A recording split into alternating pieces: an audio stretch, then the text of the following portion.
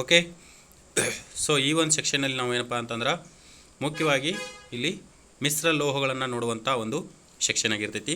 Already ನಾವೇನಪ್ಪ ಅಂತಂದ್ರೆ ಇದನ್ನು ಗ್ರೂಪ್ನಲ್ಲಿ ಮಾಡಿದ್ದೀವಿ ಡಿಸ್ಕಷನ್ನು. ಬಟ್ ಏನಂತಂದ್ರೆ ಕೆಲವೊಂದಿಷ್ಟು ಇನ್ನೊಂದು ಸ್ವಲ್ಪ ಏನಪ್ಪ ಅಂತಂದ್ರೆ ಅಲ್ಲಿ ಮುಖ್ಯವಾದಂಥ ಪಾಯಿಂಟ್ಸ್ನ ಅಲ್ಲಿ ಮಿಸ್ ಮಾಡಿರುವಂಥದ್ದು.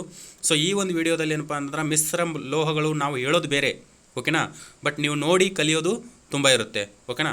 ಸೊ ಹಾಗಾಗಿ ಏನಪ್ಪ ಅಂತಂದ್ರೆ ಈ ಒಂದು ಚಾಪ್ಟರ್ ಏನಪ್ಪ ಅಂದ್ರೆ ನಮ್ಮ ಸ್ಪರ್ಧಾತ್ಮಕ ಪರೀಕ್ಷೆಗೆ ಉಪಯುಕ್ತವಾದಂಥ ಮಾಹಿತಿ ಅಂತ ಅಂದ್ಕೊಂಡ್ಬಿಟ್ಟು ಇಂಗ್ಲೀಷ್ನಲ್ಲಿ ಏನಪ್ಪ ಅಂತಂದ್ರೆ ಮೇಜರ್ ಅಲಾಯ್ ಅಂತ ಕರೀತಾರೆ, ಅಲಾಯ್ಸ್, ಓಕೆನಾ. ಮಿಶ್ರ ಲೋಹ ಅಂತ ನಾವು ಕರಿಬೇಕಂತಂದ್ರೆ ಸಾಮಾನ್ಯವಾಗಿ ಮೇಜರ್ ಅಲಾಯ್ಸ್ ಅಂತ ಕರಿತಿರ್ತಾರೆ. ಸೊ ಇಲ್ಲಿ ಏನಪ್ಪ ಅಂತಂದ್ರೆ ಸುಮಾರು ಎಕ್ಸಾಮ್ಗಳಲ್ಲಿ, ಓಕೆನಾ, ಈಗ ಯಾವುದೇ KAS ಆಗಿರ್ಬೋದು ಅಥವಾ ಇನ್ನು ಯಾವುದೇ ಆಗಿರ್ಬೋದು, ಪ್ರತಿಯೊಂದು ಎಕ್ಸಾಮ್ನಲ್ಲಿ ಏನಪ್ಪ ಅಂತಂದ್ರೆ ಈ ಮುಖ್ಯವಾಗಿ ಏನಪ್ಪ ಅಂದ್ರೆ ಬ್ರೋಂಜ್ ಅಥವಾ ಕಂಚು ಅಂತ ಕರಿತೀವಲ್ಲ, ಸೊ ಅದ್ರ ಬಗ್ಗೆ ಹಲವಾರು ಎಕ್ಸಾಮ್ಗಳಲ್ಲಿ ಕೇಳಿರುವಂಥದ್ದು. ಸೊ ಇಲ್ಲಿ ಮುಖ್ಯವಾಗಿ ಏನಪ್ಪ ಅಂತಂದ್ರೆ ಈ ಕಂಚು ಅಥವಾ ಬ್ರೋಂಜ್ನಲ್ಲಿ ಯಾವ ಒಂದು ಮಿಶ್ರ ಲೋಹಗಳಿರ್ತಾವ್ರಿ ಅಂತ, ಓಕೆನಾ. ಫಸ್ಟ್ ಏನಪ್ಪ ಅಂತಂದ್ರೆ ನಾವು ಮಿಶ್ರ ಲೋಹಗಳದ ಒಂದು ಇನ್ಫಾರ್ಮೇಷನ್ ನೋಡಕ್ಕೆ ಹೋದಾಗ ಈ ಮಿಶ್ರ ಲೋಹಗಳಂತ ಏನಕ್ಕೆ ಮಾಡ್ಕೊಂಡ್ರಪ್ಪ ಅಂತಂದ್ರೆ, ಓಕೆನಾ, ಈಗ ಹಲವಾರು ಲೋಹಗಳು ಅವೈಲೇಬಲ್ ಇರ್ತಾವ್ರಿ. ಬಟ್ ನಮಗೆ ಬೇಕಾದಂಥ ಗಟ್ಟಿ ಮುಟ್ಟ ಅಂದರೆ ನಮಗೆ ಬೇಕಾದಂಥ ಬಳಕೆಗೆ ಬೇಕಾದಂಥ ಫಾರ್ಮ್ನಾಗ ಇರಲ್ಲವು, ಓಕೆನಾ.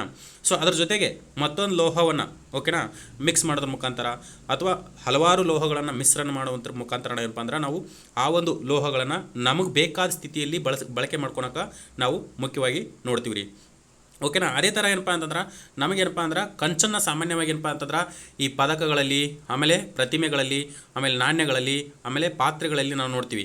ಇನ್ನೊಂದು ಏನಪ್ಪ ಅಂದ್ರೆ ಈ ಗಂಟೆಗಳಲ್ಲಿ ಕೂಡ ಈ ಕಂಚನ್ನು ನೋಡ್ತೀವಿ, ದೇವಸ್ಥಾನದ ಗಂಟೆಗಳಲ್ಲಿ. ಸೊ ಇದರಲ್ಲಿ ಮುಖ್ಯವಾಗಿ ಏನಪ್ಪ ಅಂದ್ರೆ ಬರೀ ನಾವು ಈ ತಾಮ್ರ ಮತ್ತು ತವರು ಸಪ್ರೇಟ್ ಆಗಿ ಬಳಸಿದರೆ ಇದು ಪ್ರಾಪರಾಗಿ ಕಂಚು ಆಗಲ್ರಿ, ಓಕೆನಾ. ಅದಕ್ಕೇನಪ್ಪ ಅಂದ್ರೆ ನಮಗೆ ಬೇಕಾದ ಸ್ಥಿತಿಯಾಗ ನಾವು ಬಳಸೋಕೆ ಏನಪ್ಪ ಅಂತಂದ್ರೆ ತಾಮ್ರ ಮತ್ತು ತವರಿನ ಮಿಶ್ರಣ ಅಂದ್ರೆ ಮಿಶ್ರ ಲೋಹಗಳನ್ನು ಮಾಡಿಬಿಟ್ಟು ಈ ಒಂದು ಇದನ್ನ ಮಾಡ್ತೀವಿ ನೋಡ್ರಿ, ಓಕೆನಾ. ಕಂಚಿನ ಒಂದು ಹಲವಾರು ಇವೆಲ್ಲ ಉಪಯೋಗ ಕೇಳಿದಾನೆ ರೀ. ಪ್ರತಿಮೆಗಳಲ್ಲಿ ಬಳಸ್ತಾರೆ, ನಾಣ್ಯಗಳಲ್ಲಿ ಬಳಸ್ತಾರೆ, ದೇವಸ್ಥಾನದ ಗಂಟೆಗಳಲ್ಲಿ ಬಳಸ್ತಾರೆ, ಆಮೇಲೆ ಕಂಚಿನ ಪಾತ್ರೆಗಳಂತ ಇದ್ದು ಹಿಂದಿನ ಕಾಲದಾಗ. ಇವಾಗೆಲ್ಲ ಕಂಚಿನ ಪಾತ್ರೆಗಳು ತುಂಬ ರೇರ್ ರೀ ಬಳಸೋದು, ಓಕೆನಾ. ಆಮೇಲೆ ಪದಕಗಳನ್ನು ಬಳಸ್ತೀವಿ, ಬಂಗಾರದ ಪದಕ, ಬೆಳ್ಳಿ ಪದಕ, ಕಂಚಿನ ಪದಕ ಅಂತ. ಸೊ ಇಲ್ಲಿ ಕೂಡ ನಾವೇನಪ್ಪ ಅಂತಂದ್ರೆ ಮುಖ್ಯವಾಗಿ ಬಳಸುವಂಥದ್ದು ರೀ, ಓಕೆನಾ. ಇನ್ನು ಎರಡನೇದು ನೋಡಕ್ಕೆ ಹೋದಾಗ ಏನಪ್ಪ ಅಂತಂದ್ರೆ ಹಿತ್ತಾಳೆ ಅಂತ ಬರುತ್ತೆ ರೀ, ಓಕೆನಾ. ಇದು ಕೂಡ ಸುಮಾರು ಎಕ್ಸಾಮ್ನಾಗ ಆಗೈತಿ ರೀ. ಇಂಗ್ಲೀಷ್ನಾಗ ಎಂತ ಕರೀತಾರೆ ಅಂದ್ರೆ ಬ್ರಾಸ್ ಅಂತ ಕರೀತಾರೆ ರೀ, ಓಕೆನಾ. ಇದೇನಪ್ಪ ಅಂದ್ರೆ ಕಂಚಿನ ಥರಾನೇ ಆದರೆ ಕಂಚಿನಷ್ಟು ಹಾರ್ಡ್ ಓಕೆನಾ. ಸ್ವಲ್ಪ ಏನಂತಂದ್ರೆ ಮೃದುವಾದಂಥ ಸ್ವಭಾವವನ್ನು ಒಳಗೊಂಡಿರ್ತೈತಿ ಯಾವುದು, ಹಿತ್ತಾಳೆ. ಹಾಗಾಗಿ ಏನಪ್ಪ ಅಂತಂದ್ರೆ ಈ ಮೃದುವಾದ ಸ್ವಭಾವ ಬರೋಕೆ ಏನಪ್ಪ ಅಂತಂದ್ರೆ ತಾಮ್ರದ ಜೊತೆ ಏನಪ್ಪ ಅಂತಂದ್ರೆ ಸತುನ ಬಳಕೆ ಮಾಡ್ತಾರಾ, ಓಕೆನಾ. ಈ ಸತು ಅಂತಂದ್ರೆ ಇಂಗ್ಲೀಷ್ನಾಗ ನಾವು ಜಿಂಕ್ ಅಂತ ಕರಿತೀವಿ ರೀ, ಓಕೆನಾ. ಸೊ ಅದನ್ನೇನಪ್ಪ ಅಂತಂದ್ರೆ ಸಾಮಾನ್ಯವಾಗಿ ತಾಮ್ರದೊಂದಿಗೆ ಮಿಕ್ಸ್ ಮಾಡಿಬಿಟ್ಟು ಹಿತ್ತಾಳೆ ಅಂದ್ರೆ ಮೃದು ಲೋಹ, ಸ್ವಲ್ಪ ಏನಪ್ಪ ಅಂದ್ರೆ ಕಂಚಿನಕಿಂತ ಏನಪ್ಪ ಅಂದ್ರೆ ನಮ್ಗೆ ಮೃದುವಾದ ಒಂದು ಫಾರ್ಮೇಷನಲ್ಲಿ ಬೇಕಾಗಿರ್ತೈತಿ. ಸೊ ಹಾಗಾಗಿ ಜಿಂಕನ್ನು ಮಿಕ್ಸ್ ಮಾಡ್ತಾರೆ. ಇಲ್ಲಿ ಏನಪ್ಪ ಅಂದ್ರೆ ನಾವು ಈ ಹಿತ್ತಾಳೆಯನ್ನು ಕೂಡ ಎಲ್ಲಿ ನೋಡ್ತೀವಪ್ಪ ಅಂತಂದ್ರೆ ಸಾಮಾನ್ಯವಾಗಿ ಮುಖ್ಯವಾಗಿ ಏನಪ್ಪ ಅಂದ್ರೆ ಅಲಂಕಾರಿಕ ಈ ಎಲ್ಲ ಈ ಫಂಕ್ಷನ್ ಹೋದಾಗ ಏನಪ್ಪ ಅಂತಂದ್ರೆ ನಾವು ಹಲವಾರು ಅಲಂಕಾರಿಕ ಒಂದು ಗೊಂಬೆಗಳನ್ನಾಗಿರ್ಬೋದು, ಅಲಂಕಾರಿಕ ವಸ್ತುಗಳನ್ನು ನೋಡ್ತೀವಲ್ಲ, ಸೊ ಅಲ್ಲಿ ಆಗಿರ್ಬೋದು. ಆಮೇಲೆ ಸಂಗೀತ ಉಪಕರಣಗಳಲ್ಲಿ, ಆಮೇಲೆ ಬೀಗಗಳಲ್ಲಿ ಕೂಡ ಬಳಸುವಂಥದ್ದು ನೋಡ್ರಿ, ಓಕೆನಾ. ಸೊ ನಮಗೇನು ಗೊತ್ತಾಗಬೇಕಪ್ಪ ಅಂತಂದ್ರೆ ಇಲ್ಲಿ ಹಿತ್ತಾಳೆ ಅನ್ನೋದು ಕಂಚಿನಕ್ಕಿಂತ ಮೃದುವಾಗಿದೆ ಮತ್ತು ಇದ್ರ ಜೊತೆಗೆ ತಾಮ್ರ ಮತ್ತು ಸತುವನ್ನು ಬಳಸಿ ಆ ಮೃದು ಅಂಶವನ್ನು ತಂದಿದ್ದಾರಂತ ಗೊತ್ತಾಗ್ಬೇಕ್ರಿ, ಓಕೆನಾ. ಯಾಕೆ ಯೂಟ್ಯೂಬ್ ಕ್ಲಾಸಪ್ಪ ಅಂತಂದ್ರೆ, ಯಾಕೆ ಯೂಟ್ಯೂಬ್ನಲ್ಲಿ ಕೆಲವೊಂದಿಷ್ಟು ಮಾಹಿತಿಗಳನ್ನು ಹಂಚ್ಕೊಳ್ತೀನಪ್ಪ ಅಂತಂದ್ರೆ ನಿಮಗೆ ಅವು ಕಣ್ಣು ಮುಂದೆ ಬಂದಾಗ ಕಲ್ತಿರುವಂಥ ಒಂದು ನೇಚರ್ ಬೇರೆ ಆಗತ್ತೆ ರೀ, ಓಕೆನಾ. ಇಂಥವೆಲ್ಲ ಪಾಯಿಂಟ್ಸ್ ಏನಪ್ಪ ಅಂದ್ರೆ ನಾವು ಹೇಳಿದ್ರೆ ಎಷ್ಟರ ಮಟ್ಟಿಗೆ ನೆನಪುಳಿತವೋ ಗೊತ್ತಿಲ್ಲ, ಬಟ್ ಡಿಫ್ರೆನ್ಷಿಯೇಟ್ ಆಗಿ ನಾವು ಕಲ್ತಾಗ ಏನಪ್ಪ ಅಂತಂದ್ರೆ ನೋಡಿರಿ, ಹಾರ್ಡ್ನೆಸ್ ಬೇಕಾದಾಗ ತಾಮ್ರ ಜೊತೆ ತವರನ್ನು ಮಿಕ್ಸ್ ಮಾಡಿಬಿಟ್ಟು ಹಲವಾರು ಪ್ರತಿಮೆ, ನಾಣ್ಯ ಮತ್ತು ದೇವಸ್ಥಾನದ ಗಂಟೆಗಳನ್ನು ಮಾಡಿದ್ವಿ. ಸೊ ಆಮೇಲೆ ಏನಪ್ಪ ಅಂತಂದ್ರೆ ನೆಕ್ಸ್ಟ್ ರೋಲ್ಡ್ ಗೋಲ್ಡ್ ಅಂತ ಬರುತ್ತೆ ರೀ, ಓಕೆನಾ. ಇವಾಗ ಏನಪ್ಪ ಅಂದ್ರೆ ಬಂಗಾರ ಏನಪ್ಪ ಅಂದ್ರೆ 2 ಲಕ್ಷ ಹತ್ತತ್ರ ಒಂದು ತೊಲಿ ಆಗಿದೆ, ಓಕೆನಾ. 2 ಲಕ್ಷ ಹತ್ತತ್ರ ಒಂದು ತೊಲಿ ಸಿಗುತ್ತಾ. ಸೊ ಹಾಗಾಗಿ ಏನಪ್ಪ ಅಂದ್ರೆ ಸುಮಾರು ಏನು ಪ್ರೀ ಬಸ್ನಲ್ಲಿ ನಾರ್ಮಲಾಗಿ ಗೋಲ್ಡ್ ಆರ್ನಮೆಂಟ್ ಹಾಕೊಂಡು ಅಡ್ಯಾಡ್ತಾರಲ್ಲ ರೀ, ಆಭರಣಗಳನ್ನು ಹಾಕೊಂಡಿರ್ತಾರಲ್ಲ, ಅದರಲ್ಲಿ ಆಲ್ಮೋಸ್ಟ್ ಆಲ್ ಈ ರೋಲ್ಡ್ ಗೋಲ್ಡ್ ಮೇಜರ್ ಯೂಸ್ ಮಾಡ್ತಾರೆ ಇವಾಗ. ಯಾಕಂತಂದ್ರೆ ಅಷ್ಟು ದುಡ್ಡು ಕೊಟ್ಟು ನಾವು ಬಂಗಾರವನ್ನು ಖರೀದಿ ಮಾಡೋಕೆ ಆಗಲ್ಲ ರೀ. ಸೊ ಹಾಗಾಗಿ ಏನಪ್ಪ ಅಂತಂದ್ರೆ ಈ ತಾಮ್ರದ ಜೊತೆ ರೋಲ್ಡ್ ಗೋಲ್ಡ್ನಲ್ಲಿ ಏನಪ್ಪ ಅಂತಂದ್ರೆ ತಾಮ್ರದ ಜೊತೆ ಅಲ್ಯೂಮಿನಿಯಂ ಮುಖ್ಯವಾಗಿ ಮಿಶ್ರಣ ಆಗಿರ್ತೈತೆ ರೀ, ಓಕೆನಾ.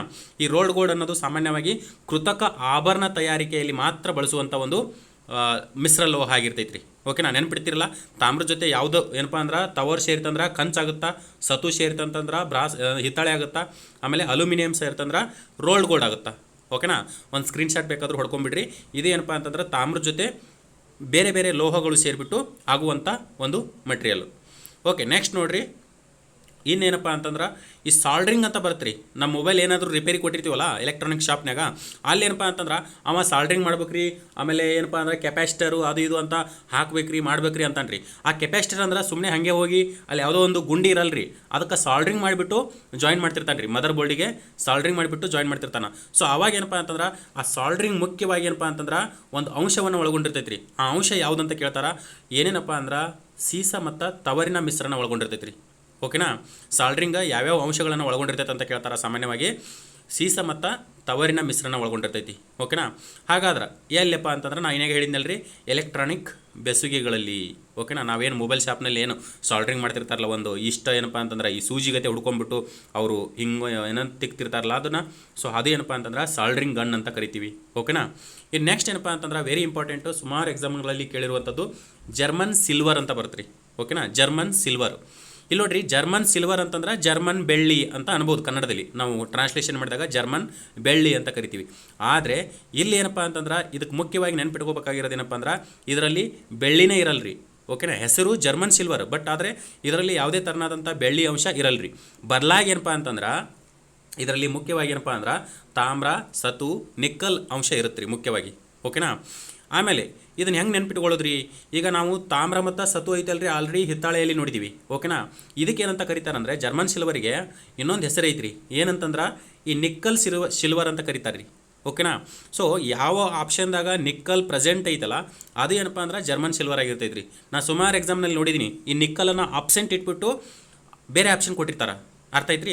ಇದಕ್ಕೆ ಜರ್ಮನ್ ಸಿಲ್ವರ್ ಹೆಸರು ಇನ್ನೊಂದು ಹೆಸರು ಏನಪ್ಪ ಅಂದ್ರೆ ನಿಕ್ಕಲ್ ಸಿಲ್ವರ್ ಅಂತ ಏನಾದರೂ ನಾವು ನೆನಪಿಟ್ಕೊಂಡ್ರೆ 100% ಏನಪ್ಪ ಅಂದ್ರೆ ಆನ್ಸರು ಹಾಕೋದು ಈಸಿ ಆಗುತ್ತೆ. ಹಾಗಾದ್ರೆ ಇದ್ರ ಉಪಯೋಗಗಳ ಮೇಲೆ ಕೂಡ ಸುಮಾರು ಕ್ವಶನ್ ಕೇಳಿದಾನೆ ರೀ. ಎಲ್ಲೆಲ್ಲಿ ಕೇಳಿದಾನಪ್ಪ ಅಂತಂದ್ರೆ ಪಾತ್ರೆಗಳನ್ನು, ಕಲಾಕೃತಿಗಳನ್ನು ತಯಾರಿಸುವಲ್ಲಿ ಮುಖ್ಯವಾಗಿ ಬಳಸ್ತಾರಂತ. ಆದರೆ ಇದನ್ನು ಮೀರಿದಂತೆ ಎಲ್ಲಪ್ಪ ಅಂತಂದ್ರೆ ನಾವು ಹಾಸ್ಪಿಟಲ್ನಾಗ ಏನು ಆಪ್ರೇಷನ್ ಮಾಡೋಕೆ ಏನು ಕತ್ರಿ, ಆಮೇಲೆ ಅದೇನು ಚಾಕು ಅದು ಇದು ಯೂಸ್ ಮಾಡ್ತಿರ್ತಾರಲ್ರಿ, ಅಲ್ಲಿ ಏನಪ್ಪ ಅಂದ್ರೆ ಮುಖ್ಯವಾಗಿ ಏನಪ್ಪ ಅಂದ್ರೆ ಜರ್ಮನ್ ಸಿಲ್ವರ್ ಬಳಕೆ ಆಗ್ತಿರ್ತದೆ ರೀ. ಓಕೆನಾ, ಸೊ ಇದು ನೋಡ್ರಿ ಅವನೇ ಕೊಟ್ಟಾನ ಏನಪ್ಪ ಅಂದ್ರೆ ಇದರಲ್ಲಿ ಮುಖ್ಯವಾಗಿ ಬೆಳ್ಳಿ ಇರುವುದಿಲ್ಲ, ಬದಲಾಗಿ ಏನಪ್ಪ ಅಂತಂದ್ರೆ ನಿಕ್ಕಲ್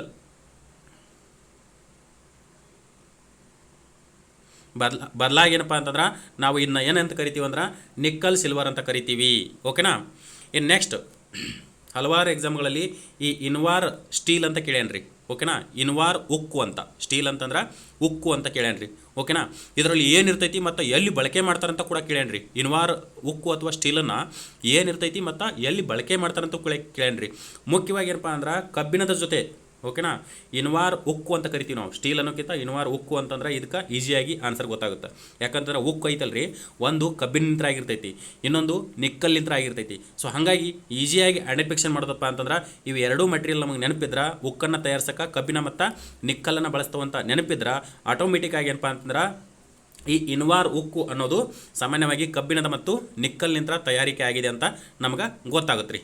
ಓಕೆನಾ, ಇನ್ನು ಮುಖ್ಯವಾಗಿ ಏನಪ್ಪ ಅಂದ್ರೆ ಇದು ಎಲ್ಲಿ ಬಳಸ್ತಾರೆ ರೀ, ಯಾಕೆ ಇನ್ವಾರ್ ಉಕ್ಕು ಅಥವಾ ಇನ್ವಾರ್ ಸ್ಟೀಲು ಉಪಯೋಗ ಅಂತಂದ್ರೆ ಮುಖ್ಯವಾಗಿ ಏನಪ್ಪ ಅಂತಂದ್ರೆ ನಿಖರವಾದ ಅಳತೆ ಪಟ್ಟಿಗಳು. ನಾವೇನು ಈ ಸ್ಕೂಲ್ ಲೆವೆಲ್ನಾಗ ಆ ಸ್ಟೀಲಿಂದೇನು ಸ್ಕೇಲ್ ಯೂಸ್ ಮಾಡ್ತಿದ್ದೀವಲ್ಲ ರೀ ಇಂಜಿನಿಯರಿಂಗ್ದಲ್ಲಿ, ಆಮೇಲೆ ಈ ಸ್ಕೂಲ್ ಲೆವೆಲು ಅಥವಾ PUC ಲೆವೆಲೆಲ್ಲ ನಾವು ಏನು ಸ್ಟೀಲಿನ ಸ್ಕೇಲ್ ಯೂಸ್ ಮಾಡ್ತೀವಲ್ಲ ಅಲ್ಲಿ ಏನಂತಂದ್ರೆ ಮುಖ್ಯವಾಗಿ ಇದನ್ನ ಬಳಕೆ ಮಾಡ್ತಾರೆ ರೀ.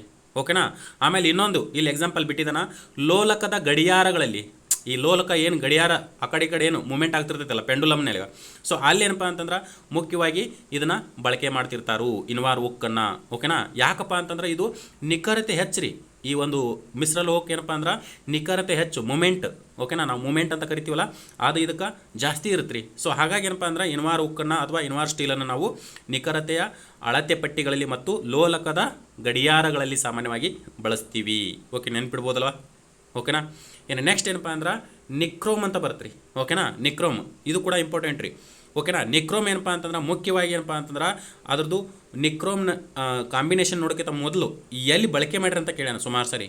ಏನಪ್ಪ ಅಂತಂದ್ರೆ ಈ ವಾಟರ್ ಹೀಟರ್ ಇರ್ತಾವಲ್ಲ ರೀ, ನಾವು ಡೈಲಿ ಏನು ಮನೇಲಿ ಹೀಟ್ರ್ ಹಾಕಿಬಿಟ್ಟು ವಾಟರ್ ಕಾಸ್ತೀವಲ್ಲ ರೀ, ಆ ಏನು ವಾಟರ್ ಹೀಟರ್ ಇರ್ತೈತಲ್ಲ, ಆಮೇಲೆ ಇಸ್ತ್ರಿ ಪೆಟ್ಟಿಗೆ. ಓಕೆನಾ, ನಾವೇನು ಐರನ್ ಮಾಡ್ಕೊಳಕ್ಕೆ ಬಳಸ್ತೀವಲ್ಲ ಇಸ್ತ್ರಿ ಪೆಟ್ಟಿಗೆ, ಅಲ್ಲಿ ಏನಪ್ಪ ಅಂತಂದ್ರೆ ಸಾಮಾನ್ಯವಾಗಿ ಈ ನೈಕ್ರೋಮ್ ಎಂಬ ಮಿಶ್ರ ಲೋಹ ಬಳಕೆಯಾಗಿರ್ತೈತೆ ರೀ. ಓಕೆನಾ. ಹಾಗಾದರೆ ಏನೇನು ಮಿಶ್ರಣ ಆಗಿರ್ತೈತ್ರಿ ಇದ್ರಾಗ, ಓಕೆನಾ. ಇಲ್ಲಿ ನೋಡ್ರಿ, ಈ ನೈಕ್ರೋಮ್ ಅಂತಿಲ್ಲ, ಇದನ್ನು ಎರಡು ರೀತಿ ಡಿವೈಡ್ ಮಾಡ್ಬೇಕು ನಾವು. ಈ ನೈಕ್ರೋಮ್ ಅಂತ ನೈ ಅಂತ ಒಂದು ಡಿವೈಡ್ ಮಾಡಬೇಕು, ಆಮೇಲೆ ಕ್ರೋಮ್ ಅಂತ. ಇಲ್ಲಿ ನೋಡ್ರಿ, ನೈ ಅಂತಂದ್ರೆ ಸಾಮಾನ್ಯವಾಗಿ ಏನಪ್ಪ ಅಂದ್ರೆ ನಿಕ್ಕಲ್ ಅಂತ ಬರುತ್ತಾ, ಆಮೇಲೆ ಕ್ರೋಮ್ ಅಂತ ಐತಲ್ಲ ಕ್ರೋಮಿಯಂ ಅಂತ ಐತಿ, ಆಮೇಲೆ ಏನಪ್ಪ ಅಂತಂದ್ರೆ ಕಬ್ಬಿನ ಕೂಡ ಸ್ವಲ್ಪ ಪ್ರಮಾಣದಲ್ಲಿ ಬಳಕೆ ಮಾಡ್ತಾರೆ. ಸೊ ಹಾಗಾಗಿ ಏನಪ್ಪ ಅಂದ್ರೆ ನೈಕ್ರೋಮ್ದಲ್ಲಿ ಸಾಮಾನ್ಯವಾಗಿ ನಾವು ಏನೇನು ನೋಡ್ಬೇಕಪ್ಪ ಅಂತಂದ್ರೆ ನಿಕ್ಕಲ್ಲ, ಕ್ರೋಮಿಯಮ್ಮ, ಕಬ್ಬಿನ ಈ ಮೂರು ವಸ್ತುಗಳಿಂದ ಆದಂಥದ್ದೇ ನೈಕ್ರೋಮ್ ಅಂತ ಕರಿತೀವಿ ನೋಡ್ರಿ, ಓಕೆನಾ. ಸೊ ಎಲ್ಲಿ ಬಳಕೆ ಮಾಡ್ತಾರಪ್ಪ ಅಂತಂದ್ರೆ ಇದನ್ನ ವಾಟರ್ ಹೀಟರ್ ಮತ್ತು ಇಸ್ತ್ರಿ ಪೆಟ್ಟಿಗೆಯಲ್ಲಿ ಬಳಕೆ ಮಾಡ್ತಾರು, ಓಕೆನಾ. ಸೊ ಇದು ಏನಪ್ಪ ಅಂತಂದ್ರೆ ಇವತ್ತಿನ ಇದು ಆಗಿರ್ತೈತಿ. ನೆಕ್ಸ್ಟ್ ಏನಪ್ಪ ಅಂತಂದ್ರೆ ಇನ್ನು ಗನ್ ಮೆಟಲ್ ಅಂತ ಬರುತ್ತೆ ರೀ, ಓಕೆನಾ. ಈ ಪೊಲೀಸ್ ಎಕ್ಸಾಮ್ನಲ್ಲಿ ಸುಮಾರು ಸರಿ ಕೇಳಿದಾನ ಗನ್ ಮೆಟಲ್ ಯಾವುದರಿಂದ ಆಗಿರ್ತೈತಿ ಅಂತ, ಓಕೆನಾ. ಗನ್ ಮೆಟಲ್ ಅಂತಂದ್ರೆ ನಾ ಯಾವ ರೀತಿ ನೆನ್ಪಿಡ್ಬೇಕಪ್ಪ ಅಂತಂದ್ರೆ ಸಾಮಾನ್ಯವಾಗಿ ಈ ಗನ್ ಮೆಟಲ್ ಬೇಸಿಕ್ ಮಟೀರಿಯಲು, ಓಕೆನಾ. ಅಂದ್ರೆ ಬೇಸಿಕ್ ಏನು ಮಿಶ್ರ ವಸ್ತುಗಳಂತ ಕರಿತೀವಲ್ಲ ಅವುಗಳಿಂದ ಆಗೈತೆ ಅಂತ ನೆನ್ಪಿಟ್ಬಿಡ್ರಿ. ಅಂದ್ರೆ ಈಗ ಕಾಪರು ಬೇಸಿಕ್, ತವರು ಬೇಸಿಕ್, ಸತು ಬೇಸಿಕ್, ಓಕೆನಾ. ಬೇಸಿಕ್ ಅಥವಾ ಮೂಲ ಮಿಶ್ರ ಲೋಹಗಳು ಇರ್ತಾವಲ್ಲ ರೀ, ಅವಕ್ಕೂರಿಂತ ಏನಪ್ಪ ಅಂದ್ರೆ ಗನ್ ಮೆಟಲ್ ಆಗೈತೆ ಅಂತ ನೆನ್ಪಿಟ್ಕೊಂಡ್ಬಿಟ್ರೆ ಆಟೋಮೆಟಿಕ್ಕಾಗಿ ಗನ್ ಮೆಟಲ್ ನಾವು ಹಾಕ್ಬೋದು. ಹಾಗಾದ್ರೆ ಎಲ್ಲೆಲ್ಲಿ ಬಳಸ್ತಾರೆ ರೀ ಮುಖ್ಯವಾಗಿ, ಎಲ್ಲೆಲ್ಲಪ್ಪ ಅಂತಂದ್ರೆ ಬೇರಿಂಗ್ ಅತ್ತ ಗೇರು ಏನು ವೆಹಿಕಲ್ಸ್ದು ವೀಲ್ನಲ್ಲಿ ಬೇರಿಂಗ್ ಇರ್ತಾವಲ್ಲ ರೀ ಅಲ್ಲಿ ಆಗಿರ್ಬೋದು, ಆಮೇಲೆ ಗೇರು ಓಕೆನಾ ಮೂಮೆಂಟ್ ಆಗ್ತಿರ್ತೈತಲ್ಲ ಅಲ್ಲಿ ಆಗಿರ್ಬೋದು, ಅವು ಏನಪ್ಪ ಅಂದ್ರೆ ಗನ್ ಮೆಟಲ್ ಆಗಿರ್ತಾವೆ ರೀ, ಓಕೆನಾ. ಸ್ಟ್ಯಾಂಡರ್ಡ್ ವಸ್ತುಗಳು, ಓಕೆನಾ. ನೆಕ್ಸ್ಟ್ ಇನ್ನೇನಪ್ಪ ಅಂದ್ರೆ ಈ ಸ್ಟೈನ್ಲೆಸ್ ಸ್ಟೀಲ್ ಅಂತ ಬರುತ್ತೆ ರೀ, ಓಕೆನಾ. ಸ್ಟೈನ್ಲೆಸ್ ಸ್ಟೀಲ್ ಇದೇನಪ್ಪ ಅಂದ್ರೆ ಸಾಮಾನ್ಯವಾಗಿ ಸ್ಟೈನ್ಲೆಸ್ ಸ್ಟೀಲ್ ಕಬ್ಬಿನ, ಕ್ರೋಮಿಯಮ್ಮ, ನಿಕ್ಕಲ್ನಿಂದ ಆಗಿರ್ತೈತೆ ರೀ, ಓಕೆನಾ. ಇವುಗಳ ಒಂದು ಉಪಯೋಗ ಕೂಡ ಕೇಳ್ಯಾನ, ಆಮೇಲೆ ಎಲ್ಲಿ ಏನೇನು ಕಾಂಬಿನೇಷನ್ ಇರುತ್ತಂತ ಕೂಡ್ಯಾನ. ಇಲ್ಲಿ ಸ್ಟೈನ್ಲೆಸ್ ಸ್ಟೀಲಿಗೆ ಏನಂತ ಅಂದ್ರೆ ಇನ್ನೊಂದು ಹೆಸರು ಬರ್ತೈತೆ ರೀ. ಈಗ ಹೆಂಗೆ ನಾವು ಜರ್ಮನ್ ಸಿಲ್ವರಿಗೆ ನಿಕ್ಕಲ್ ಸಿಲ್ವರ್ ಅಂತ ಕರೆದಿವಲ್ಲ, ಹಂಗೇನಪ್ಪ ಅಂದ್ರೆ ಸ್ಟೈನ್ಲೆಸ್ ಸ್ಟೀಲಿಗೆ ಕ್ರೋಮಿಯಂ ಸ್ಟೀಲ್ ಅಂತ ಕರೀತಾರೆ ರೀ. ಅಂದ್ರೆ ಇದು ಮುಖ್ಯವಾಗಿ ಬೇಕೇ ಬೇಕು. ಕ್ರೋಮಿಯಂ ಇರ್ಲಿಕ್ಕಂದ್ರೆ ನಾವು ಸ್ಟೈನ್ಲೆಸ್ ಸ್ಟೀಲ್ ಅನ್ನೋಕ್ಕೆ ಸಾಧ್ಯನೇ ಇಲ್ಲ, ಓಕೆನಾ. ಸೊ ಹಾಗಾಗಿ ಹೆಂಗೆ ಜರ್ಮನ್ ಸಿಲ್ವರ್ನಾಗ ನಾವೇನಪ್ಪ ಅಂದ್ರೆ ನಿಕ್ಕಲ್ ಸಿಲ್ವರ್ ಅಂತ ನೋಡಿದ್ದೀವಲ್ವ, ಹಂಗೆ ಸ್ಟೈನ್ಲೆಸ್ ಸ್ಟೀಲ್ ಅಂತ ಕರೆದ್ರೆ ನಾವು ಏನಂತ ಕರಿಬೇಕು, ಅದಕ್ಕೆ ಕ್ರೋಮಿಯಂ ಸ್ಟೀಲ್ ಅಂತ ಕರೆದ್ರೆ ಆಟೋಮೆಟಿಕ್ಕಾಗಿ ಅದರ ಆನ್ಸರ್ ಬರುತ್ತೆ ರೀ, ಓಕೆನಾ. ಸುಮಾರು ಆಪ್ಷನ್ದಾಗ ಏನಪ್ಪ ಅಂದ್ರೆ ಕ್ರೋಮಿಯಂ ಮಿಸ್ ಮಾಡಿರ್ತಾನೆ. ಯಾವ ಆಪ್ಷನ್ದಾಗ ಕ್ರೋಮಿಯಂ ಇರುತ್ತಲ್ಲ ಅದೇ ಏನಪ್ಪ ಅಂತಂದ್ರೆ ಸ್ಟೈನ್ಲೆಸ್ ಸ್ಟೀಲ ಉತ್ತರ, ಓಕೆನಾ. ಇನ್ನು ಎಲ್ಲಿ ಬಳಸ್ತಾರೆ ರೀ, ಶಸ್ತ್ರಚಿಕಿತ್ಸೆಯ ಉಪಕರಣಗಳಲ್ಲಿ ಮತ್ತು ಪಾತ್ರೆಗಳಲ್ಲಿ ಸಾಮಾನ್ಯವಾಗಿ ಬಳಸ್ತಾರ, ಓಕೆನಾ. ಏನು ಡಾಕ್ಟರ್ಸ್ ಅವಾಗಲೇ ಹೇಳಿದ್ನಲ್ಲ ನಾನು, ಈ ಸೀಸರ್ ಆಮೇಲೆ ಚಾಕು, ಕತ್ರಿ ಇವೆಲ್ಲ ಬಳಸ್ತಿರ್ತಾವಲ್ಲ ರೀ, ಯಾಕಂದ್ರೆ ಇದು ಕರೋಜಿನ್ ಫ್ರೀ ಆಗಿರ್ತೈತೆ ರೀ, ಓಕೆನಾ. ಸ್ಟೈನ್ಲೆಸ್ ಸ್ಟೀಲ್ ನಮ್ಗೆ ತಯಾರು ಮಾಡುವಂಥ ಅವಶ್ಯಕತೆ ಏನಿತ್ತು ರೀ, ಕಬ್ಬಿಣ ಇತ್ತು, ತಾಮ್ರ ಇತ್ತು, ಮತ್ತೊಂದಿತ್ತು ಅಲ್ಯೂಮಿನಿಯಂ ಇತ್ತು, ಏನು ಬೆಳ್ಳಿ ಇತ್ತು, ಇಷ್ಟೆಲ್ಲ ಇದ್ದರೂ ಸ್ಟೈನ್ಲೆಸ್ ಸ್ಟೀಲ್ ಏನಕ್ಕೆ ಬೇಕಪ್ಪ ಅಂತಂದ್ರೆ ಇದು ಕರೋಜನ್ ಫ್ರೀ ಏನು ಮಿಶ್ರ ಲೋಹ. ಹಾಗಾಗಿ ಏನಪ್ಪ ಅಂತಂದ್ರೆ ಈಗ ನಾವು ಆಪ್ರೇಷನ್ ಮಾಡಿರ್ತೀವಲ್ಲ ಹೊಟ್ಟೆಯಲ್ಲಿ ಪಟ್ಟೆಯಲ್ಲಿ, ಸೊ ಅಲ್ಲಿ ಏನಪ್ಪ ಅಂದ್ರೆ ಯಾವುದೇ ಒಂದು ಕರೋಜನ್ ಅಂಶ ಇರಲೇಬಾರ್ದು ಅಂತ ಈ ಒಂದು ಮಟೀರಿಯಲ್ನ ಬಳಸೋದು, ಓಕೆನಾ. ಎಲ್ಲಿ ಬಳಸಿದಾನಂತೂ ಕೇಳಿದಾನ, ಮತ್ತು ಯಾವ ಒಂದು ವಸ್ತುಗಳ ಕಾಂಬಿನೇಷನ್ ಆಗಿರ್ತೈತೆ ಅಂತೂ ಕಡೆ ಕೇಳೋಣ, ಓಕೆನಾ. ಇದಕ್ಕೆ ಇನ್ನೊಂದು ಹೆಸರು ನೆನ್ಪಿಟ್ಕೊಂಡ್ಬಿಡ್ರಿ, ಕ್ರೋಮಿಯಂ ಸ್ಟೀಲ್ ಅಂತ ಬರ್ಕೊಂಬಿಡ್ರಿ, ಓಕೆನಾ. ಸೊ ಅವಾಗೇನಪ್ಪ ಅಂದರೆ ಇದ್ರ ಆನ್ಸರು ಈಸಿ ಆಗುತ್ತೆ. ಏನು ಆಲ್ನಿಕೋ ಅಂತ ಬರುತ್ತೆ ರೀ, ವೆರಿ ಇಂಪಾರ್ಟೆಂಟು. ಈ ಆಲ್ನಿಕೋ ಎಲ್ಲಿ ಬಳಸಿದಾರಂತ ಕೇಳಿದಾನ. ಆಲ್ನಿಕೋದಾಗ ಕಾಂಬಿನೇಷನ್ ಭಾಳ ರೇರ್ ಕೇಳಿದ್ದು, ಬಟ್ ಎಲ್ಲಿ ಬಳಸ್ತಾರಂತ ಕೇಳ್ಯಾನ್ರಿ. ಎಲ್ಲಿ ಬಳಸ್ತಾರಪ್ಪ ಅಂತಂದ್ರೆ ಇಲ್ಲಿ ಐತೆ ನೋಡ್ರಿ, ಶಾಶ್ವತ ಅಯಸ್ಕಾಂತಗಳ ತಯಾರಿಕೆಯಲ್ಲಿ, ಓಕೆನಾ. ಅಂದ್ರೆ ಈ ಏನು ಅಯಸ್ಕಾಂತದ ವಸ್ತುಗಳಿರ್ತಾವಲ್ಲ ರೀ, ಓಕೆನಾ. ಸೊ ಅಲ್ಲಿ ಏನಪ್ಪ ಅಂತಂದ್ರೆ ಇದನ್ನು ಆಲ್ನಿಕೋನ ಬಳಸ್ತೀವಿ, ಓಕೆನಾ. ಸೊ ಇಲ್ಲಿ ಮುಖ್ಯವಾಗಿ ಏನಪ್ಪ ಅಂದ್ರೆ ಅಲ್ಯೂಮಿನಿಯಂ, ನಿಕ್ಕಲ, ಕೋಬಾಲ್ಟ್ ಈ ಮೂರು ವಸ್ತುಗಳನ್ನು ಬಳಸ್ಕೊಂಡು ಈ ಶಾಶ್ವತ ಅಯಸ್ಕಾಂತಗಳಲ್ಲಿ ಬಳಸ್ತೀವಿ. ಮುಖ್ಯವಾಗಿ ನೆನ್ಪಿಟ್ಕೋರಿ, ಆಲ್ನಿಕೋ ಎಲ್ಲಿ ಬಳಸ್ತಾರಂತ ಕೇಳೋಣ. ಇಲ್ಲಿ ಐತಲ್ರಿ ಶಾಶ್ವತ ಅಯಸ್ಕಾಂತಗಳ ತಯಾರಿಕೆ, ಇದು ಇಂಪಾರ್ಟೆಂಟ್ ರೀ, ಓಕೆನಾ. ಇನ್ನು ನೆಕ್ಸ್ಟ್ ಫ್ಯೂಸ್ ತಂತಿ ಅಂತ ಬರುತ್ತೆ ರೀ, ಓಕೆನಾ. ಫ್ಯೂಸ್ ತಂತಿ ಅಂದರೆ ಮನೆಯಲ್ಲೆಲ್ಲ ಬಳಸ್ತಿರ್ತೀವಲ್ಲ ರೀ ಫ್ಯೂಸ್ ತಂತಿ, ಇದ್ರದ್ದು ಕಾಂಬಿನೇಷನ್ ಸುಮಾರು ಸರಿ ಕೇಳಿದಾನೆ ರೀ, ಓಕೆನಾ. ಆಮೇಲೆ ಉಪಯೋಗ ಕೂಡ ಕೇಳಿದಾನ, ನಾವು ಫ್ಯೂಸ್ ಯಾಕೆ ಬಳಸ್ತೀವಿ ಮನೆಯಲ್ಲಿ ಅಂತ, ಓಕೆನಾ. ಸೊ ಇಲ್ಲಿ ಏನಪ್ಪ ಅಂತಂದ್ರೆ ಈ ಕಾಂಬಿನೇಷನ್ ಮುಖ್ಯವಾಗಿ ಏನಪ್ಪ ಅಂದ್ರೆ ಸೀಸ ಮತ್ತು ತವರು ಇಲ್ಲಿ ಮುಖ್ಯವಾಗಿರ್ತೈತೆ ರೀ, ಓಕೆನಾ. ಫ್ಯೂಸ್ ತಂತಿಯಲ್ಲಿ ಸಾಮಾನ್ಯವಾಗಿ ಸೀಸ್ ಅಂದ್ರೆ ಲೆಡ್ ಇಂಗ್ಲೀಷ್ನಾಗ, ಆಮೇಲೆ ತವರು ಅಂದ್ರೆ ಟಿನ್, ಓಕೆನಾ. ಸೊ ಹೀಗಾಗಿ ಸೀಸ ಮತ್ತು ತವರು ಮುಖ್ಯವಾಗಿ ಬಳಕೆ ಆಗ್ತಿರ್ತೈತಿ. ಇದ್ರ ಮುಖ್ಯವಾಗಿ ಏನಪ್ಪ ಅಂದ್ರೆ ಫ್ಯೂಸನ್ನು ಎದಕ್ಕೆ ಬಳಸ್ತಾರಪ್ಪ ಅಂತಂದ್ರೆ ವಿದ್ಯುತ್ ಸುರಕ್ಷತಾ ಸಾಧನವಾಗಿ. ಅಂದ್ರೆ ಮನೆಯಲ್ಲಿ ಇದ್ರದ್ದು ಏನಪ್ಪ ಅಂತಂದ್ರೆ ಕೆಳಗಡೆ ಒಂದು ಪಾಯಿಂಟ್ ಐತಿ, ಅದನ್ನ ಹೇಳ್ತೀನಿ ನಾನು, ಅವಾಗ ಗೊತ್ತಾಗುತ್ತೆ ನಿಮಗೆ. ಸೊ ಮನೇಲಿ ಏನಪ್ಪ ಅಂತಂದ್ರೆ ಹಲವಾರು ವಿದ್ಯುತ್ ಉಪಕರಣಗಳಿರ್ತಾವಲ್ಲ ರೀ, ಅದಕ್ಕೆ ಹೈ ಕರೆಂಟ್ ಫ್ಲೋ ಆಗದೆ ಇರಂಗೆ ನೋಡ್ಕೊಳ್ಳುತ್ತೆ ರೀ. ಸೊ ಅದನ್ನೇನಪ್ಪ ಅಂದ್ರೆ ಸಂರಕ್ಷಣೆ ಮಾಡೋಕೆ ಏನಪ್ಪ ಅಂತಂದ್ರೆ ಈ ಫ್ಯೂಸನ್ನ ಬಳಸ್ತಾರ. ಒಂದು ಪಾಯಿಂಟ್ ಐತಿ ಇದ್ರ ಬಗ್ಗೆ ಹೇಳ್ತೀನಿ, ಓಕೆನಾ. ಸೊ ಇಲ್ಲಿ ನೋಡ್ರಿ, ಮುಖ್ಯವಾಗಿ ಅಪ್ಲೈಡ್ ಕ್ವಶನ್ ಅಂತ ಕರೀತಾರೆ, ಓಕೆನಾ. ಅಪ್ಲೈಡ್ ಕ್ವಶನ್ ಏನಪ್ಪ ಅಂತಂದ್ರೆ ನೋಡ್ರಿ, ನಾ ಹೇಳಿದೆ ಅಪ್ಲೈಡ್ ಕ್ವಶನ್ ಅಂತಂದ್ರೆ ಯಾವ ರೀತಿಯಪ್ಪ ಅಂತಂದ್ರೆ ನೋಡ್ರಿ, ಜರ್ಮನ್ ಸಿಲ್ವರ್ ಅಂತಂದೆ, ಅದರಲ್ಲಿ ಏನಿರಲ್ಲ ಅಂತ ಹೇಳಿದ್ಯಾ, ಬೆಳ್ಳಿ ಇರುವುದಿಲ್ಲ ಅಂತ ಹೇಳಿದ್ದೆ. ಓಕೆನಾ, ಉಳ್ಕಾದ ಏನಿರ್ತೈತೆ ರೀ, ಇದನ್ನು ನಿಕ್ಕಲ್ ಸಿಲ್ವರ್ ಅಂತ ಕರೀತಾರ. ಮುಖ್ಯವಾಗಿ ಅಂಶ ನಿಕ್ಕಲ್ ಇರಲೇಬೇಕು. ಓಕೆನಾ, ಆಮೇಲೆ ನೈಕ್ರೋಮ್ ಅಂತ ಕರೆದಿವಿ. ಹೆಚ್ಚಿನ ಈ ನೈಕ್ರೋಮ್ ಐತಲ್ರಿ, ವಾಟರ್ ಹೀಟರ್ನಲ್ಲಿ ಬಳಸ್ತಾರಂತ ಅಂದ್ಯ. ನಿಕ್ಕಲ್ ಮತ್ತು ಕ್ರೋಮಿಯಮ್ ಈ ಎರಡು ವರ್ಡ್ಗಳನ್ನ ಡಿವೈಡ್ ಮಾಡ್ಬೇಕು ರೀ ಇಲ್ಲಿ. ಓಕೆನಾ, ನೈ ಅಂತ ಮತ್ತು ಕ್ರೋಮ್ ಅಂತ. ಸೊ ಅವಾಗ ಡಿವೈಡ್ ಮಾಡಿದಾಗ ಏನಪ್ಪ ಅಂದ್ರೆ ನಿಕ್ಕಲ್ ಮತ್ತು ಕ್ರೋಮಿಯಮ್ ಅಂತ ಬರುತ್ತಾ. ಇಲ್ಲಿ ಏನಪ್ಪ ಅಂದ್ರೆ ಹೆಚ್ಚಿನ ರೋಧ ಶಕ್ತಿ. ಓಕೆನಾ, ರೋಧ ಶಕ್ತಿ ಅಂದ್ರೆ ರೆಸಿಸ್ಟೆನ್ಸಸ್. ಓಕೆನಾ, ರೋಧ ಶಕ್ತಿ ರೆಸಿಸ್ಟೆನ್ಸಸ್ ಏನಪ್ಪ ಅಂದ್ರೆ ಏನು ಹೆಚ್ಚಿನ ಪ್ರಮಾಣದಲ್ಲಿ ಬೇಕಂತ ಹೇಳ್ತಾರೆ. ಆಮೇಲೆ ಈ ಮುಖ್ಯವಾಗಿ ನೈಕ್ರೋಮ್ದಲ್ಲಿ ಯಾವ ರೀತಿಯಪ್ಪ ಅಂತಂದ್ರೆ ಹೆಚ್ಚಿನ ಒಂದು ಕರಗುವ ಬಿಂದು ಅಂದ್ರೆ ಮೆಲ್ಟಿಂಗ್ ಪಾಯಿಂಟು ಹೈಯೆಸ್ಟ್ ಇರುತ್ತೆ. ಓಕೆನಾ, ಆಮೇಲೆ ಈ ರೋಧಕ ಐತಲ್ಲ ರೀ, ಕಡಿಮೆ ರೋಧಕ ಹೆಂಗೆ ಇರ್ತೈತಲ್ಲ ಹಂಗೆ ಕರೆಂಟ್ ಫ್ಲೋ ಜಾಸ್ತಿ ಇರ್ತೈತೆ ರೀ. ರೋಧಕ ಅಂತಂದ್ರೆ ಹೆಚ್ಚಿನ ರೋಧಕ ಇರಬೇಕಂತಂದ್ರೆ ಏನಪ್ಪ ಅಂದ್ರೆ ರೆಸಿಸ್ಟೆನ್ಸಸ್ ಕಡಿಮೆ ಸಂಖ್ಯೆಯಲ್ಲಿ ಇರಬೇಕು. ಅವಾಗ ಮಾತ್ರ ಹೆಚ್ಚಿನ ಒಂದು ರೋಧ ಶಕ್ತಿ ಇರೋಕ್ಕೆ ಸಾಧ್ಯ. ಓಕೆನಾ, ನೈಕ್ರೋಮ್ದಲ್ಲಿ ಮುಖ್ಯವಾಗಿ ನೆನ್ಪಿಟ್ಕೋರಿ, ಈ ಕರಗುವ ಬಿಂದು ಅಂತ ಬರುತ್ತೆ. ಓಕೆನಾ, ಮೆಲ್ಟಿಂಗ್ ಪಾಯಿಂಟು ಅತಿ ಹೆಚ್ಚಿರಬೇಕು ಅದು. ಓಕೆನಾ, ಆಮೇಲೆ ರೆಸಿಸ್ಟೆನ್ಸಸ್ ಐತಲ್ಲ ಕಡಿಮೆ ಇರಬೇಕು. ಓಕೆನಾ, ರೋಧಕ ಶಕ್ತಿ ಅಂತ ಕರಿತೀವಿ ನಾವು. ಅಂದ್ರೆ ಕಡಿಮೆ ಸಂಖ್ಯೆಯಲ್ಲಿದ್ರೆ ಹೆಚ್ಚಿನ ರೋಧ ಶಕ್ತಿ ಇರುತ್ತೆ. ಓಕೆನಾ, ಇನ್ನು ಪ್ಯೂಸ್ ತಂತಿ ಸಾಮಾನ್ಯವಾಗಿ ಏನಪ್ಪ ಅಂತಂದ್ರೆ ಇದ್ರ ಉಲ್ಟಾ ರೀ, ಈ ನೈಕ್ರೋಮ್ ಐತಲ್ಲ ಅದ್ರ ಉಲ್ಟಾ ಇರ್ತೈತೆ ರೀ. ಯಾವ ರೀತಿಯಪ್ಪ ಅಂದ್ರೆ ಕಡಿಮೆ ದ್ರವಣ ಬಂದಿರುತ್ತೆ. ಅಲ್ಲಿ ಏನಂದ್ರೆ ಮೆಲ್ಟಿಂಗ್ ಪಾಯಿಂಟ್ ಹೈ ಇರ್ತೈತಿ ವಾಟರ್ ಹೀಟ್ರ್ನಾಗ. ಯಾಕಂತಂದ್ರೆ ಅಲ್ಲಿ ಏನಪ್ಪ ಅಂದ್ರೆ ವಾಟರ್ ಹೀಟ್ ಆಗ್ತಿರ್ತೈತಿ ಹೈಯೆಸ್ಟು, ಸುಮಾರು ಡಿಗ್ರಿ ಸೆಂಟಿಗ್ರೇಡ್ನಾಗ ವಾಟರ್ ಹೀಟ್ ಆಗ್ತಿರ್ತೈತಿ. ಸೊ ಹಾಗಾಗಿ ಏನಪ್ಪ ಅಂತಂದ್ರೆ ಅಲ್ಲಿ ದ್ರವಣ ಬಿಂದು ಜಾಸ್ತಿ ಬೇಕಾಗುತ್ತೆ. ಇಲ್ಲಿ ದ್ರವಣ ಬಿಂದು ಫ್ಯೂಸ್ ಐತಲ್ಲ ಕಡಿಮೆ ಬೇಕಾಗುತ್ತೆ. ಯಾಕಂತಂದ್ರೆ ನಾವು ಅದನ್ನು ಉಪಯೋಗ ಮಾಡೋದೇ ಹೈ ಎಲೆಕ್ಟ್ರಿಸಿಟಿ ಏನಪ್ಪ ಅಂದ್ರೆ ತಡಿಯಾಕ. ಸೊ ಇದು ಏನಪ್ಪ ಅಂದ್ರೆ ಹೈ ಎಲೆಕ್ಟ್ರಿಸಿಟಿ ಏನಾದರೂ ಫ್ಲೋ ಆಗಕ್ಕೆ ಅಂತಂದ್ರೆ ಮನೇಲಿರುವಂಥ ಟಿ ವಿ, ಬಲ್ಬು, ಫ್ಯಾನು ಎಲ್ಲ ಏನಪ್ಪ ಅಂದ್ರೆ ಬ್ಲಾಸ್ಟ್ ಆಗುವಂಥ ಚಾನ್ಸಸ್ ಇರುತ್ತೆ. ಅದಕ್ಕೇನಪ್ಪ ಅಂದ್ರೆ ಏನು ಅವಶ್ಯಕತೆ ಇರ್ತೈತಲ್ಲ ರೀ ಮನೆಗೆ ಕರೆಂಟು, ಅದಕ್ಕಿಂತ ಹೆಚ್ಚಿಗೆ ಫ್ಲೋ ಆಗ್ತಿದ್ದಂಗೆ ಇದು ಬ್ರೇಕ್ ಆಗ್ತಿರ್ತೈತೆ ರೀ. ಅದಕ್ಕೆ ಫ್ಯೂಸ್ ಹೋಗೈತಿ ಅಂತಾರೆ. ಸೊ ಹಾಗಾಗಿ ಇದು ಏನಪ್ಪ ಅಂತಂದ್ರೆ ಮುಖ್ಯವಾಗಿ ಕಡಿಮೆ ದ್ರವಣ ಬಿಂದು ಹೊಂದಿರ್ತೈತಿ. ಓಕೆನಾ, ಆಮೇಲೆ ಹೆಚ್ಚಿನ ರೋಧ ಶಕ್ತಿಯನ್ನು ಹೊಂದಿರ್ತೈತಿ. ಓಕೆನಾ, ಈ ರೀತಿ. ಸೊ ಇದು ಈ ಕ್ಲಾಸ್ ಆಗಿತ್ತು. ನೋಡಿರಿ ಹೆಂಗೆ ಅನಿಸ್ತು.